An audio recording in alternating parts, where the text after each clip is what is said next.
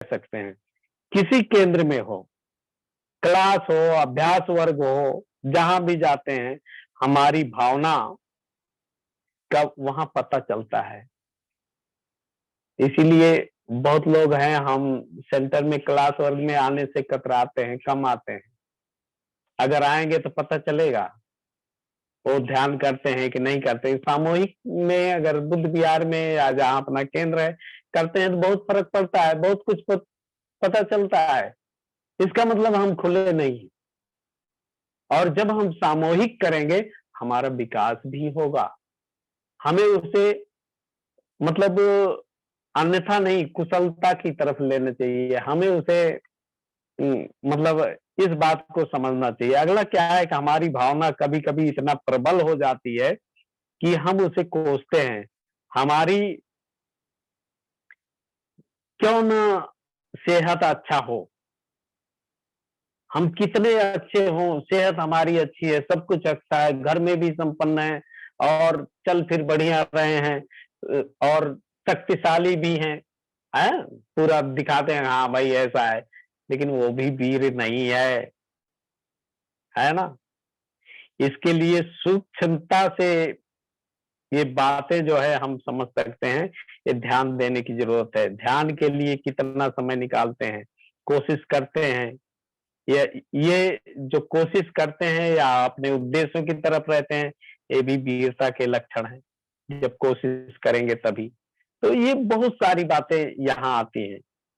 और रही बात सेहत की बात, अगर कोई व्यक्ति बीमार है ना और एकदम से मतलब क्या कहेंगे उसे, कमजोर है शरीर से, लेकिन कहते हैं कुछ लोगों की बात आती है शरीर से कमजोर है लेकिन मन से कमजोर नहीं है। क्यों? वो वीरता है, वही वीर है ना। वो अपना काम सुचारू रूप से करते हैं।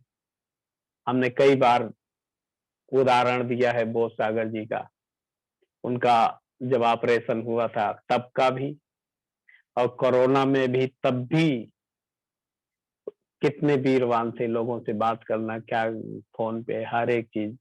तो ये होता है वीरता के लक्षण। ऐसे ऐसे हमारे कई धर्मचारियों के, और इसमें आप और लोगों से भी इसकी वीरता की तुलना कर सकते हैं।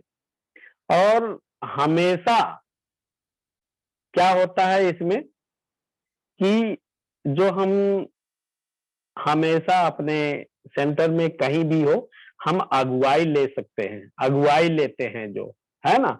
हमेशा वो हर एक काम के लिए तत्पर रहते हैं, है ना। इसका उदाहरण हम बाबा साहेब से समझ सकते हैं, है ना। वो जिस उद्देश्य को लेके चलते थे उस पे अडिग होते थे, है ना।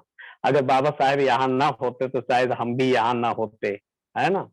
भंते जी से सोच सकते हो, बाबा साहेब से 3 मुलाकातों के बाद क्या उनकी मंत्रणा हुई, सभी लोग जानते हैं। लेकिन भंते जी ने अगुवाई लिया और इस संघ को इतना बड़ा बनाया, कहां तक पहुंचा दिया, जिसके कारण जो है आज हम लोग यहाँ ध्यान संध्या में है, एक संघ से जुड़े हैं। ये वीर है, क्योंकि उन्होंने एक उद्देश्य को लेकर चला था।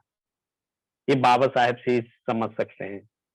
इसीलिए कहते हैं वीर जो है वो क्रियाशील रहता है हमेशा, है ना। हम अपनी क्रियाशीलता को देख सकते हैं कि हम कहाँ हैं। हमारे मन की कुशल बातों को हम जिक्र में हम पाते हैं या इसके बारे में समझ सकते हैं, है ना। और रही बात क्रियाशीलता के उदाहरण, बाबा साहब से बढ़ के हम किसको कहें, है ना। उनकी किताबों को पढ़ें या उनको समझें तो जन्म से लेकर अंत तक, है ना, अगर हम पढ़ें तो उनका जो रहन सहन, हर एक चीज आम आदमी जैसा नहीं था। वह हमेशा पढ़ते रहते थे, नोट्स बनाते रहते थे, किसको क्या जवाब देना है ना। और कहते हैं कि वो 24 घंटे में 18-18 घंटे पढ़ते ही रहते थे 20-20 22-22 घंटे। और इसका हमने कई बार शायद यहाँ पर उदाहरण भी दिया है कि वो रत्तू जी जो उनके सेक्रेटरी थे, साथ थे। तो इससे भी हम समझ सकते हैं वो वीरता है, उसे हम वीरवान महापुरुष कह सकते हैं, है ना? और वो कितने अध्ययनशील थे, इन सब बातों से हम समझ सकते हैं, भंते जी से समझ सकते हैं।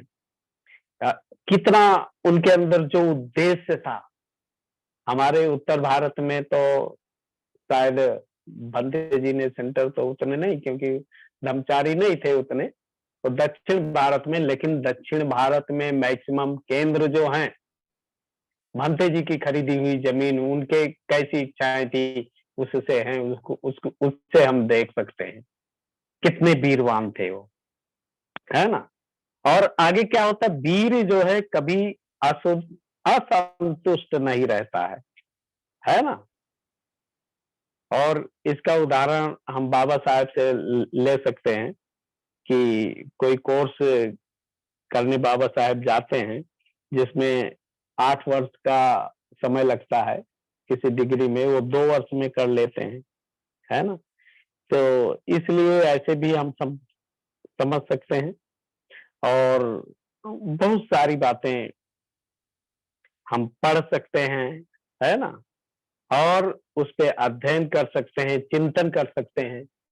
तो इस प्रकार से वीर की बहुत सारी बातें हम कर सकते हैं। वीरवान व्यक्ति कभी निराश नहीं होता है ना? जैसा हमने बताया कि वो कितना भी बीमार हो, कितना भी कुछ